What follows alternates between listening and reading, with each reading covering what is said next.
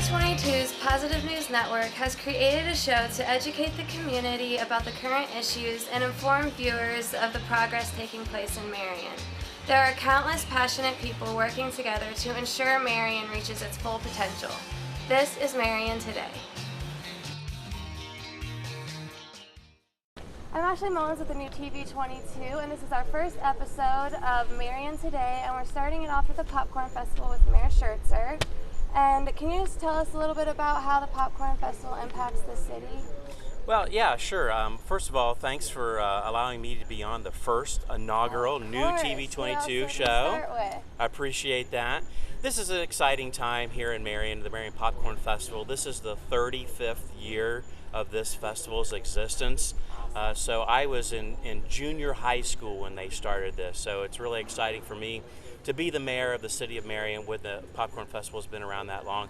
And really it's kind of the end of the summer event, if you will. A lot of people around the country look at Labor Day as the end of summer weekend. We look at the Popcorn Weekend as the end of our summer, and we're ready to roll into fall football, whether it be high school or the Buckeyes or the pros. But the festival was created by a group of community leaders back in the early 80s, and it was really an opportunity to showcase the city of Marion.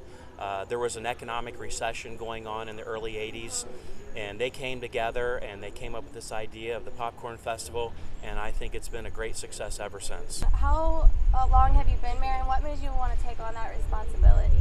Well, this is my 8th year as the mayor of the city of Marion. They're 4-year terms, so hopefully I can be around for another 4 years, but we'll let the voters decide that. Taking on the responsibility is really something that it's my hometown, and this is where my family and my friends are. I moved away, I went to college somewhere else, I lived in Columbus for a while, and I kept being pulled back to Marion because, as I said, this is where friends and family exist for me. And so I came home and started my family here, got married. My kids go to the Marion City schools, and my wife and my kids are both active in the community in a number of different ways. And so it's important to me to be part of not only the Popcorn Festival, but to be engaged in my community as the mayor. I've often told people that I govern better on the opposite side of the desk than sitting behind it. That desk can sometimes be a barrier between elected officials and the citizens you represent. So I like to get out into the community as much as possible and participate in all the activities that take place. And that shows a lot about your character too, wanting to actually be involved in the community instead of just doing orders behind a desk. What are the biggest accomplishments out of your career? Well, I'll tell you what, up until the past 12 to 18 months, the entire country, the state, and even the Marion community has been living under a cloud of an economic recession. So for the first time that I have been in office as mayor, I'm starting to see a glimmer of hope economically speaking. We're seeing the unemployment rate drop in the past 12 months from as high as 12% down to our normal historical 5.5%. We're seeing jobs being created in the community now that I didn't see when I first got elected. And so those are positive signs. And some of the key economic indicators that I watch as a mayor in our local community are home foreclosures and home sales, and we're seeing all those tick in the right direction, which is a positive sign for economic growth in our community. Right. As far as workforce goes and job training, is there anything in place to actually hire people within our community? Well, there's no doubt about it. I believe that a qualified, trained, eligible workforce is probably our biggest challenge right now. Because if we had more and better job training programs available to the citizens of Marion, that would address a lot of the social issues that surround this community. I believe that if you had a good job, you would not be attracted to the addictions that afflict people across the country, including here in Marion. I believe that it would begin to resolve the housing issues that we have. We've torn down over 200 homes since I've been mayor. These are abandoned homes that are no longer worth fixing up. We received a state grant of $500,000 and a federal grant of $1.1 million to tear down those 200 homes. And quite frankly, there's probably dozens more homes that could be torn down. And if we get more grants, we will continue to tear down these blighted homes in our community because they begin to pull down the entire neighborhood. Exactly. When you go into a neighborhood where we've made an improvement and tore down some of these abandoned homes, you see programs like Habitat for Humanity come in behind us, and they begin to build homes. Then the other property owners just start to take pride and value in their homes as well. And that's how you uplift the community. Exactly. You have to give people incentive to want to take pride in their homes and their neighborhoods, and it's hard to do that when you kind of have nothing to work with. Well, I'll give you an example. I've been working with an organization that we refer to as LODO, which is the Lower Downtown Organization. It's a subcommittee of the downtown committee that we have here in Marion. And this LODO group has been very, very motivated and active in taking back their neighborhood. Now, LODO is from Center Street to Church Street, from Orchard Street down to about Blaine, maybe a little bit further west than Blaine. But we've seen a marked improvement in that LODO area because the property owners and the business owners have really become engaged with the city. We've applied for a $300,000 federal grant, which next week we're going to announce that we did receive. And that federal grant will go towards public infrastructure improvements in the LODO area, taking down some of those old growth trees that are getting in the way, new sidewalks, new curbs, new gutters, a retaining wall around a parking lot. And so the city will do its part to improve the public infrastructure in a neighborhood when we can cooperate and work with the LODO and the business owners and the family owners there. That's awesome. And then speaking of construction and just kind of rebuilding everything, what about the streets? I know people are kind of concerned about that stuff. Can you explain what is taking place now and what future plans are? Yeah, again, after coming out of an economic recession, a fraction of our municipal income tax we use to pave the city streets. Mm-hmm. And when your unemployment is knocking on the door of 12%, you're not collecting as much income tax as you would if you had a 5.5% unemployment rate like we do right now. So we're starting to see that revenue generated through the creation of jobs in our community, and we're using that fraction of that income tax to pave our city streets. Normally we spend about $750,000 to pave city streets. In the past 2 years, we have doubled down and we have spent $3 million paving city streets. Now, we have a long way to go, and we're going to continue on this path to rebuild the city streets, rebuild infrastructure. We do a major sewer replacement project every year. In fact, this year alone, we're doing 2 of them. We did Greenwood Street, which is all done now. And if you drive down Greenwood Street, you'll see that we do what we call a complete street. We don't just fix the sewers that are buried underneath the street. We do the curb, the gutter, the sidewalk, and new asphalt on the street. So it's totally new infrastructure. We're doing the same thing on La Tourette. And that's how we believe we rebuild our community's infrastructure, by doing complete street projects. Hopefully that gives viewers a little bit of peace knowing that things are being taken care of, and it just takes time. And what do you think needs to be done to increase the sense of community in Marion? Well, I would encourage neighborhood groups to get started. There are really 2 very active neighborhood groups. I mentioned one, the LODO group. They're extremely active. That's why they're getting that $300,000 federal grant. There's the West Side Neighborhood Group that's been around for probably 15 or so years, and they are very active in what they do in their neighborhood on the west end of Marion.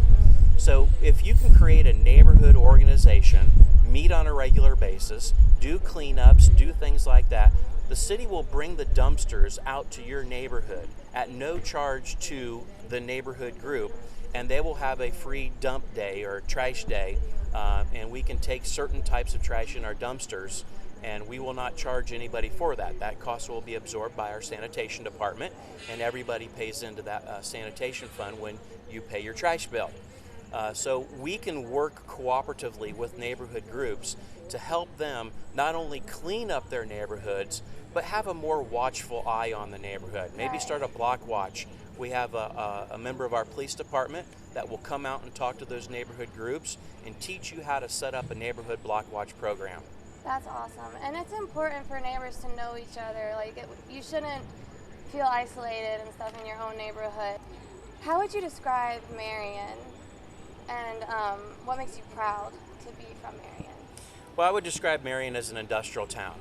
Really, if you look at the history of our community, Huber, the power shovel, the industry that was created at the turn of the last century really brought people to Marion with a strong work ethic, and they have the Midwest values to raise your family here in the Marion community. When we lost a lot of those factory jobs in the 1980s when I was in high school, we really saw the demographics of our community begin to change. And we need to recapture that strong work ethic with those strong Midwest values that we had when I was growing up. They still exist here, but we have to collaboratively come together and spread that strong work ethic around. And that's why I think it's important when you look at the educational institutions in our community, what Tri-Rivers is doing to train a workforce for not only the jobs that exist today, but the jobs that will exist in our community tomorrow. And the Marion City Schools are working collaboratively with Tri-Rivers and what Rushmore Academy is doing in their credit recovery programs. And now those kids at Rushmore can get their diplomas, and then they can go right into some adult training programs. And that's the type of work ethics and the values that we need to instill in young people today. Right. Yeah, we really need to work on the young generation because, like you said, they are the future of the city. What are some of the biggest obstacles you've had to overcome as your position of mayor? Well, I think the biggest hurdle is the day I was sworn into office, we were head first into a national recession. And when you're running for office, that's not something that you see at this level of government.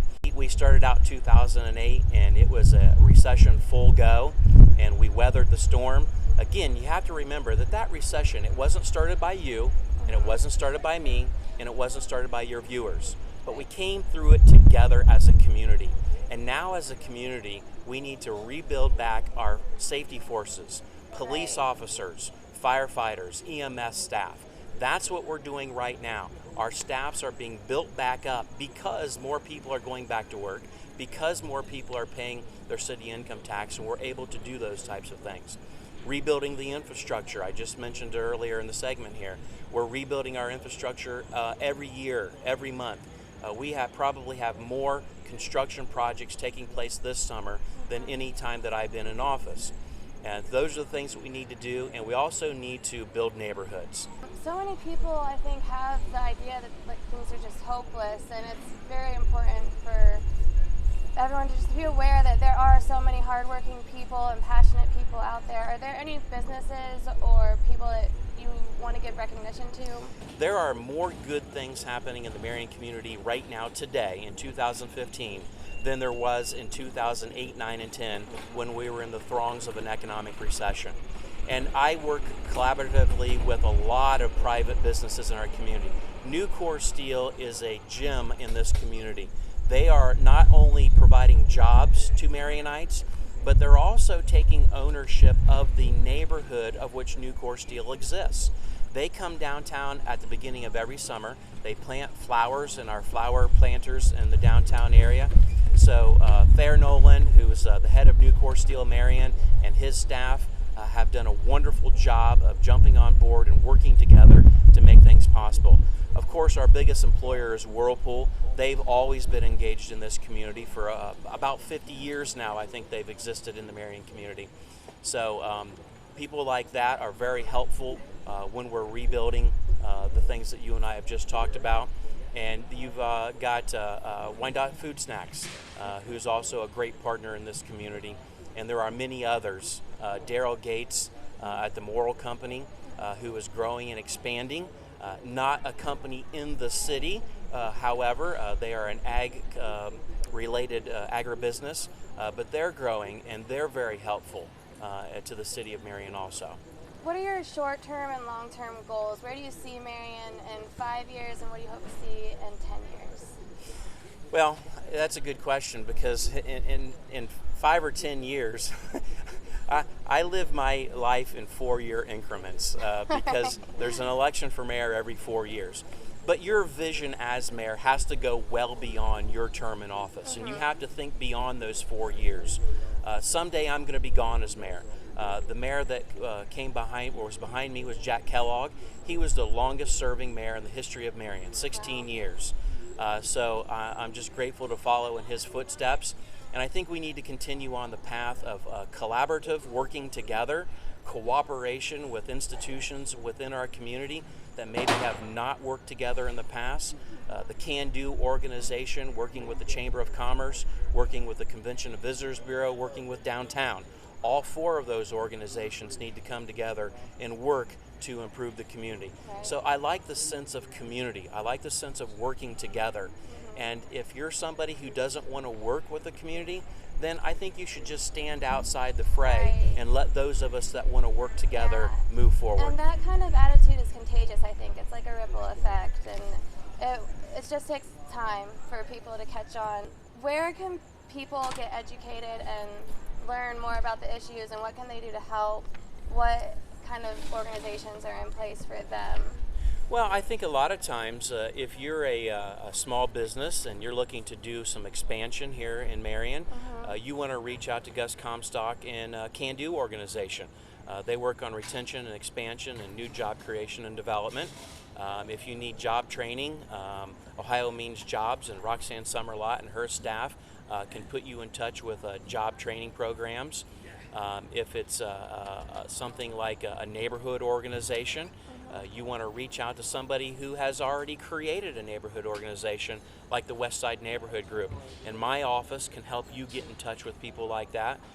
Certainly if you have other issues that are maybe a little bit smaller, you can call the mayor's office. My safety director handles the safety side of the city, and the service director, Jay Shoup, will handle the public infrastructure, street paving and sewers and things of that nature. When you work together, you get more done. Make sure you follow us on Facebook, channel 22.1, to keep up with all of the latest projects and updates on the mayor and all the other people we will be interviewing for Marion today.